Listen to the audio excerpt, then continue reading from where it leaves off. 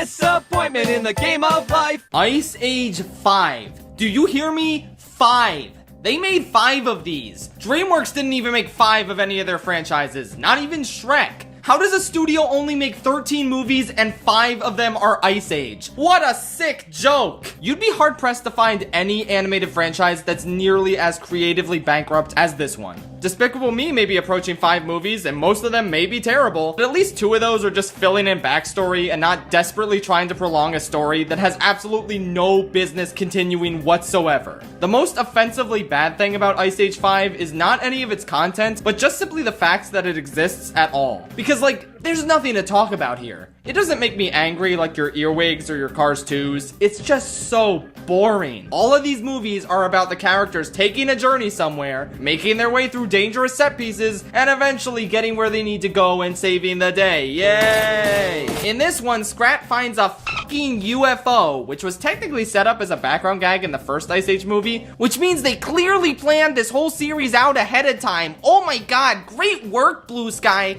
Thanks for tying the entire Ice Age saga together by doing this. Buck returns, which is kind of nice because he's pretty epic, but he also kind of drives the entire plot, leading the group and coming up with a plan. There's also these good dinosaur-ass villains who are chasing him and trying to prevent him from preventing the apocalypse because they're stupid. So the villains only have beef with him, and he's basically in charge of everything. So what does that mean the other characters get to do? Oh, nothing. Thanks for asking. Diego and his girlfriend, whose name I don't know, are upset that kids are scared of them. There is one scene at the beginning to establish this, and then it's never brought up again until the end of the movie, where the kids are suddenly not scared of them because they help save the world. Wow, what a great and well-developed plot line. Honestly, I completely forgot the Lady Tiger was even in this movie until I saw her again at the end and was like, oh yeah, she exists. Cool. Sid does nothing until they get to this magic place with a bunch of animals who are old, but use magic power crystals to be young. And the lady sloth likes him, but then he accidentally ruins the crystals and turns them all old. And the voice actors don't even try to sound old, they just have the exact same voices. Cool, good job. Manny is obnoxious and out of character because he doesn't like his daughter's fiance, which is fun because that means we got even more cliches, my favorite! It truly is amazing how they do every cliche imaginable with the daughter character in these movies.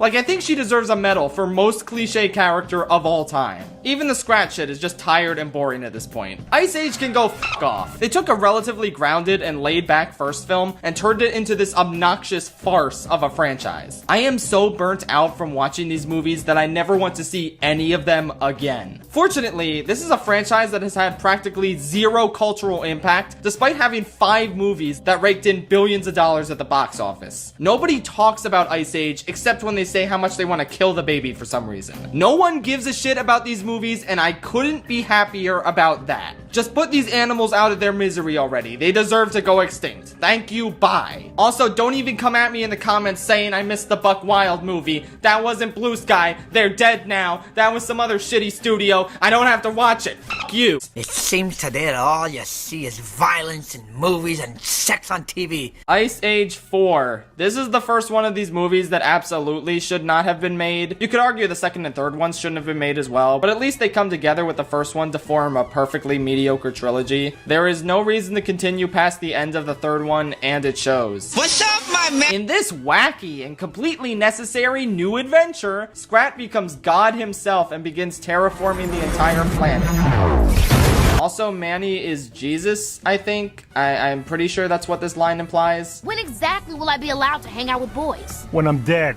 Plus 3 days. Just to make sure I'm dead. His daughter is a teenager now, which is cool because that means they can do literally every single teenage cliche ever in one movie. They deadass have an exchange that's just 10 different cliche lines one after the other. How nice. There's an inexplicable Josh Gad mole that comes out of nowhere and is considered important by the end for some reason. He does not return for the 5th movie, so what does that tell you? There's a bunch of pirates, and I guess the Peter Dinklage monkey is like the first passable villain in the franchise. Like, he's mildly entertaining and has a surprisingly decent villain song and kind of a cool fight towards the end. I don't know, I was kind of dozing off at that point, so. I like when Scrag gets seduced by the nuts, because that was funny. I like how they introduce a female tiger for Diego to be in love with, because they ran out of things to do with him, so they just figured, oh, we gotta throw him in a passionless, chemistry-less, boring-ass hetero romance. Why not? Do it, hetero. Sid's grandma shows up because I guess they just wanted Wanda Sykes in the movie, so they just invented a character for her to play. Drake and Nicki Minaj are in this movie. Yeah, seriously. I didn't bother looking up who they played, and I couldn't really tell, because who gives a shit? How come Nick Frost is in this one when Simon Pegg isn't? I feel like that's illegal. I also feel like Manny was way too much of a jovial dumbass in this one. He's so far away from his original personality at this point that it would be funny if I had any sort of investment in him as a character, but I don't anymore. This movie is genuinely intolerable and extremely boring at the same time. I'm not even sure what else I can possibly talk about at this point. It's just such a nothing installment in an increasingly nothing franchise made by a somewhat nothing studio. There aren't even nearly as many penis jokes in this one as there are in the third one, so what's the point? Oh wait, I'm getting ahead of myself, sorry. What killed the dinosaurs? The Ice Age! Ice Age 3, Dawn of Who Gives a Shit. There are a lot of penis references in this one. Well, like, a lot. It's the only joke the writers want to tell for some reason, and it gets extremely tiring. Surprise, surprise. There's no better example of sheer agony than watching the beginning of this movie and realizing, holy shit, I'm currently not even halfway done with this franchise. I can't believe we as a species let Ice Age happen. This one in particular has really bad pacing. Like, it takes 30 minutes to get down to the dinosaur world, because first Sid's gotta meander around with his dinosaur kids and act like a supreme dumbass. When the dinosaur mom comes to get her kids back, Sid refuses to hand them over. I for one love it when a main character is completely stupid and in the wrong. Like not even partially correct, just 100% wrong and absolutely deserving of getting kidnapped by this dinosaur. At one point, Diego sees the dinosaur carry off Sid and his reaction is so hilariously nonchalant. Like, yeah, it's no big deal. He sees dinosaurs all the time, apparently. Oh yeah, Diego's sad in this movie because he wants to leave the herd because Manny and Ellie are having a baby and he doesn't feel like he should be around anymore because he's a lone wolf tiger guy. But wow, he learns to appreciate the group and stay with them more. It's so tedious. I hate it. Oh my god, I don't give a shit. I forgot they were even having a baby throughout the middle chunk of this movie, honestly. It's such a non-factor in the plot, which is at least something Shrek the Third attempted to explore. Very, very badly, but at least there was an attempt. Okay, this movie's not nearly as bad as Shrek the Third, though. I like the Simon Pegg weasel they introduced in this movie. His writing isn't that great, but I think the voice acting really sells it, and it makes me kind of enjoy this character. The climax is kind of cool and well executed, at least the first one. Yeah, this movie has 2 climaxes for some reason, and I don't know why. They could have just combined the 2, but whatever. Scrat fights Lady Scrat, and I don't know, it's kind of funny to see him eventually fall in love with her, only to have an affair with his precious nut. Yeah, I think that's all I liked. This movie is boring, it makes dinosaurs boring somehow, and they should have just ended Ice Age here. But of course they didn't, because we were all put on this earth to suffer. Move it out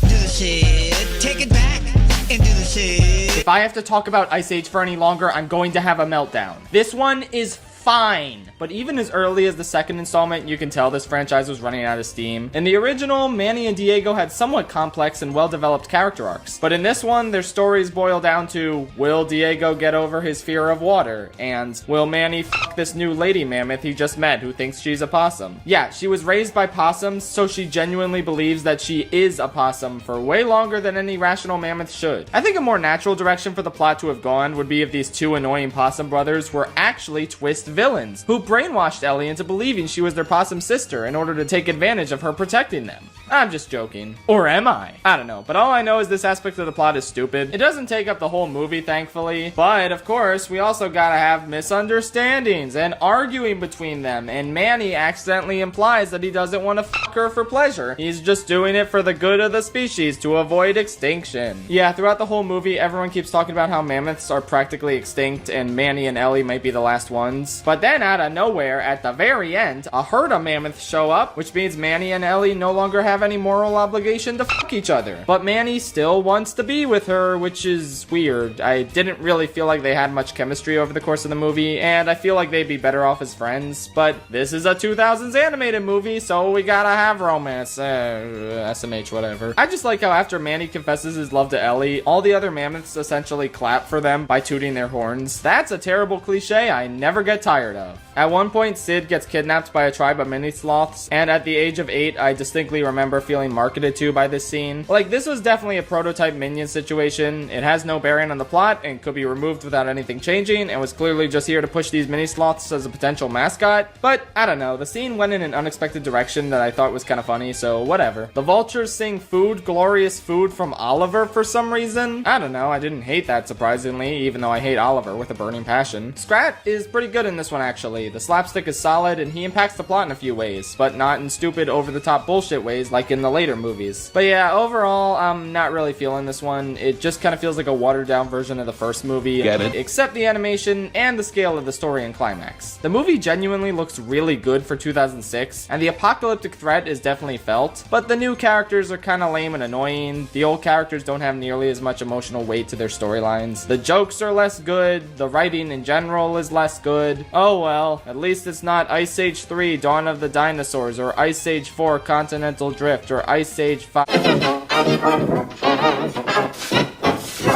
Friends, I have talked a lot of shit about Ice Age today. Can you blame me? It's an absolutely asinine franchise that poisoned our water supply, burned our crops, and delivered a plague onto our houses. But with that said, honestly, the first one's kind of good. Like, yeah, the animation is ugly. It definitely has that studio's first CG movie syndrome. And there's your usual poop and pee jokes that suck as usual. But I think as a whole, Get it? this is a movie with some pretty smart character arcs and an engaging enough story. Manny and Sid in this are just blatantly Shrek and Donkey, but without the nuance that made that relationship so compelling and special. But Sid in this is perfectly fine, and Manny is actually kind of interesting. In this one really powerful scene, they explain without words that he lost his family to hunters, and it becomes evident that he sees Ice Age Baby as someone he needs to protect in order to make up for his loss. I really like the wordless storytelling here. He never even mentions his family by name, but his pain and remorse is still made explicitly clear. It's really neat. The star of the show here, however, is surprisingly enough, Diego. I say surprisingly enough because he never has any compelling characterization in any of the 4 sequels that followed this movie, but here, he legitimately goes from a villain trying to lead Manny, Sid, and Ice Age Baby to their death, to someone who genuinely learns to care for them and ends up saving their lives. It's incredibly well paced and believable. Plus, when he reveals he was lying to them, they don't mope about it and kick him out of the herd. They end up believing that he wants to help since he has nothing to gain from admitting to them that he lied. It's a pretty refreshing subversion of the liar reveal trope, made all the more potent by the fact that he legitimately went from a villain to a hero over the course of the film. The other villainous saber-toothed tigers are just kinda whatever, as is the climax, which is a little awkwardly staged for some reason, but I really like the other set pieces in this movie. The sliding scene is fun, and the dodo bird encounter is really funny, which is not something I could say about almost every other scene in the other Ice Age movies. I don't know, man, this one's kinda neat. Not amazing, but honestly a pretty good first movie for a studio to make. Oh, also, I never got why everyone hated the Ice Age Baby a couple years back,